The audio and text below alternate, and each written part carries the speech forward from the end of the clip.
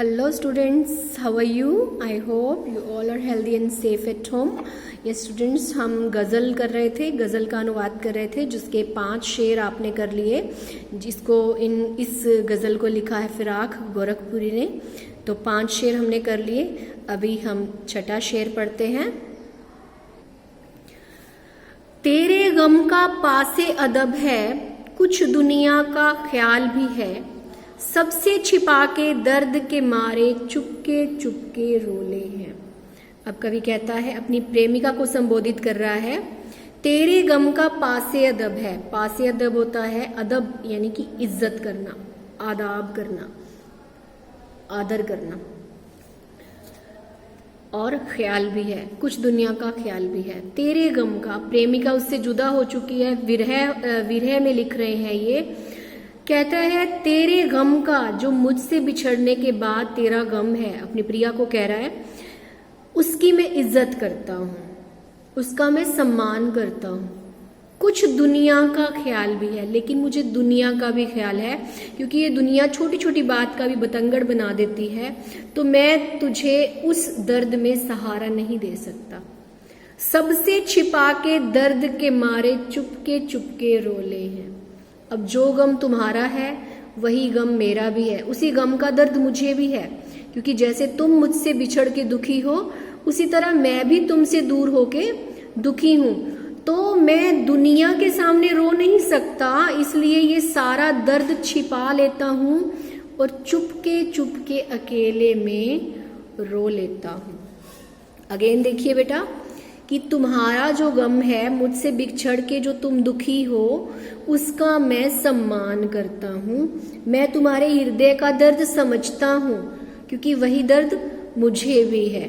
तो मैं उस दर्द का सम्मान करता हूँ, लेकिन दुनिया का भी मुझे ख्याल रखना पड़ता है, क्योंकि सारी दुनिया जो है बातें बनाने में रह जाती है, और दुनिया को छोड़कर मैं तुम्हारा ध्यान नहीं कर सकता। उस दर्द में मैं तुम्हें सहारा नहीं दे सकता, और ये दर्द मुझे भी है, क्योंकि मैं भी तुमसे बिछड़ के इतना ही दुखी हूँ। तो मैं उस दुनिया को ना दिखाकर, उस दुनिया से वो दर्द छिपा के चुपके चुपके रो लेता हूँ। ओके, नेक्स्ट देखिए। फितरत का कायम है तवाजुन, आलमे हुस्नो इश्क में भी, उतना ही उसको पाते हैं खुद को जितना खोले हैं। अब ये प्रेम और सुंदरता का तवाजुन यानी कि संतुलन बताता है। तवाजुन होता है संतुलन। हुस्न मतलब सुंदरता यानी कि प्रेमिका, इश्क यानी कि प्रेम। फितरत का कायम है तवाजुन, ये प्रेम और सुंदरता का एक बैलेंस होता है। प्रेम और सुंदरता का बैलेंस होता है, संतुलन होता है। उसको उतना ही पाते हैं खुद को जितना खोले हैं। अब कभी बिछड़ तो चुका है, लेकिन वो कहते हैं प्रेम का नशा इतना अधिक होता है कि जब जब प्रेमी अपनी प्रेमिका को याद करता है, उसकी सुंदरता को याद करता है, वो प्रेम और भी बढ़ता जाता है, उतना ही बढ़ता जाता है जितना कि वो उसमें डूबता जाता है। तो ये दोनों में संतुलन होता है, फितरत है इनकी प्रकृति है प्रेम और सुंदरता की। जितना ही वो उस सुंदरता में, उस प्रेमिका के प्रेम में डूबता जाता है, उतना ही उस प्रेम को प्राप्त करता जाता है, यानी उसको उतना ही अधिक प्रेम होता जाता है, चाहे वो बिछड़ा हुआ है, चाहे वो उसके साथ है। तो क्या कहता है कवि कि प्रेमिका आज भी उसके मन में है, आज भी उसके हृदय में समाई हुई है उसकी सुंदरता। तो जितना ही अपनी प्रिया को, उसके प्रेम को वियोगावस्था में जितना ही वो याद करता है, उतना ही अपनी प्रेमिका को प्राप्त करता जाता है। यानी अभी भी वो ये सोचता है कि उसमें उसकी प्रेमिका समाई हुई है, उसकी प्रिया समाई हुई है। यानी जितना ही वियोग की अवस्था में जितना ही वो उसको याद करता है, उसके चेहरे को याद करता है, उतना ही उसके प्रेम में डूबता जाता है। तो ये तवाजुन है, यानी कि ये संतुलन होता है। ओके, आबो ताब अशआर न पूछो, तुम भी आंखें रखे हो, ये जगमग बैंतों की दमक है या हम मोती रोले हैं। बैंतों होता है शेर, आबोताब अशआर यानी कि शेरों की चमक धमक। जो शेर हैं, कवि ने जो शेर लिखे हैं, इनकी चमक दमक। तो कहता है, अपने पाठकों को कह रहा है, ये जो कि ये शेर पढ़ रहे हैं, कहता है इन शेरों की चमक दमक के बारे में मुझसे मत पूछो। तुम भी आंखें रखे हो, आंखें मतलब दिमाग है तुम्हारे पास। अब ये आंखें का मतलब स्पेसिफिक आंखें नहीं है, यानी आंखों से पढ़ रहे हैं तो दिमाग में उनकी समझ आ रही है। तो तुम्हारे पास भी बुद्धि है, तुम्हारे पास भी विवेक है। ये जगमग बैंतों की दमक है या हम मोती रोले हैं। ये जगमग जो है, ये जो चमक है, ये मेरे शेरों की चमक है या हमने अपने हृदय के मोतियों को पिरो दिया है। यानी जो मेरे शेर हैं वो मैंने अपने हृदय की भावनाओं को लिख दिया है इन शेरों में। तो ये तुम्हारे पास भी इतना विवेक है कि तुम अपनी बुद्धि से ये निर्णय ले सकते हो कि ये जो मेरी चमक, ये जो चमक है, ये मेरे शेरों की चमक है, दमक है, या फिर हमने अपने हृदय के मोतियों को पिरो दिया है। अब कवि कहता है कि जो ये मोती हैं, ये मोती की आंतरिक सुंदरता है। यानी जो मैंने शेर लिखे हैं, ये खाली सीप नहीं है, इस सीप के अंदर तुम मोतियों को देखो। जो मैंने हृदय की भावनाओं को उड़ेल दिया है उसको समझो, तब तुम्हें इन शेरों की चमक दमक के बारे में वास्तव में पता चलेगा।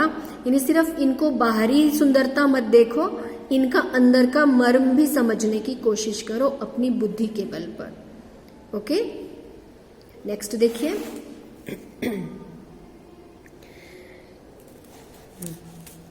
ऐसे में तू याद आए है अंजुमने मये में रिंदों को, रात गए गर्दू पे फरिश्ते बाबे गुनाह जग खोले हैं।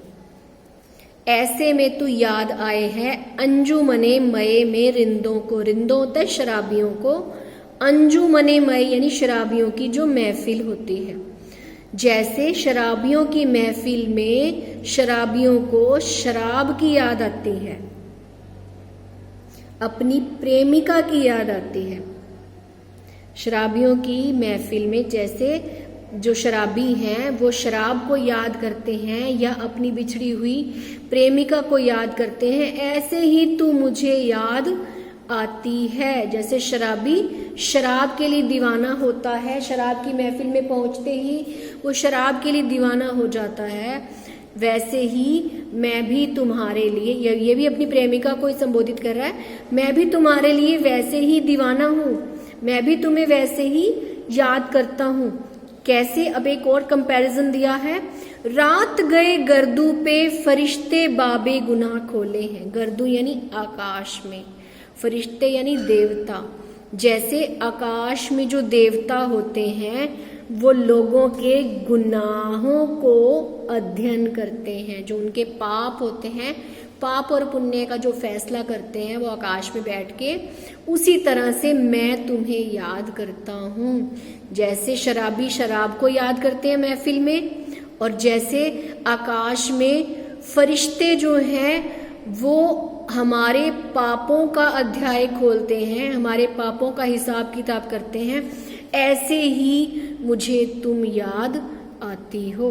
अगेन देखिए, जैसे शराब की महफिल में शराबी शराब को याद करते हैं, ऐसे ही मैं तुम्हें याद करता हूँ इस विरह अवस्था में।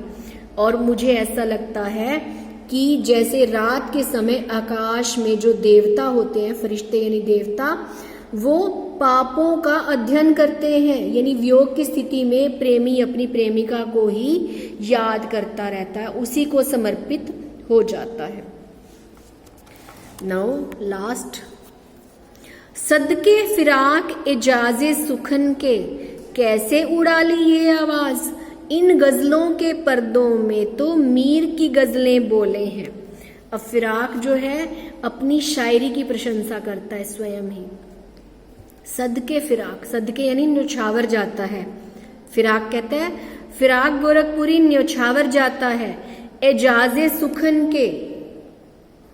जो ये बेहतरीन शायरी मैंने की है, एजाजे सुखन यानी जो इतनी बेहतरीन मैंने शायरी की है, इतने बेहतरीन मैंने शेर लिख दिए, उस पर मैं न्योछावर जाता हूं कि कैसे उड़ा ली ये आवाज, ये इतनी सुंदर शायरी मैंने कैसे लिख ली।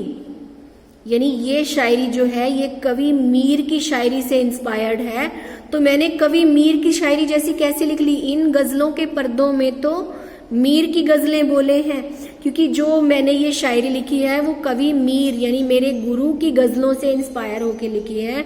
तो मुझे अपने शेरों में, इन शेरों में भी, इन शेरों के जो अंदर है पर्दे हैं, इनमें मुझे कवि मीर की आवाज सुनाई दे रही है। यानी ऐसी ही कवि मीर की गजलें होती हैं और उन्हीं से प्रभावित होकर मैंने इतनी प्रतिष्ठित शायरी लिख दी, इतनी बेहतरीन शायरी लिख दी। तो मैं अपनी ही शायरी पर न्योछावर जाता हूँ कि मैंने कैसे इतनी सुंदर शायरी लिखी है, क्योंकि ऐसी शायरी तो कवि मीर ही लिख सकते हैं और उन्हीं से इंस्पायर होकर, उन्हीं से प्रेरणा लेकर मैंने ये शेर लिखे हैं। तो ये कविता आपकी यहीं ख़त्म होती है। ये आपका लास्ट शेर था। आई होप आपको समझ में आ गए होंगे। इसको बेटा थोड़ा सा ध्यान से पढ़ना, क्योंकि उर्दू के शब्द हैं, थोड़ा सा समझने में आपको समय लगेगा, लेकिन आप रिपीट करके सुनोगे इसको। Okay, thanks for watching, have a good day.